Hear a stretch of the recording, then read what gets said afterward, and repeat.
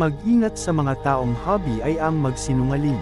Yung kahit huli na sa akto at booking na booking muna ay itatanggi pa din. Ang problema sa mga taong sinungaling ay sila pa mismo ay naniniwala sa mga kasinungalingan nila. Gumagawa ng kwento na sila mismo ang bida o manunood na unang papalakpak sa sariling kasinungalingan.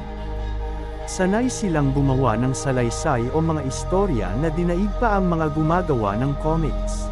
Kumbaga sa 10 sinabi ay 1 o 2 lamang ang totoo. Again, mag-ingat sa mga sinungaling. Dahil ang sinungaling ay manloloko at magnanakaw din. Sila na nga itong nagsasabi ng hindi totoo, sila pa itong galit kahit uli mo na sa akto itatanggi pa din. Gustong gusto nila yung mga scenes na parang inaaway mo sila para magkadahilan sila para sirain ka. Nag-e-enjoy sa mga ginagawa at kapag kinausap mo na ay itatanggi naman.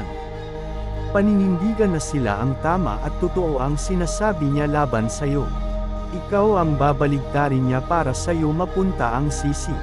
Minsan iibahin pa nila ang mga sinabi mo sa kanila at ikaw pa ang mali sa huli.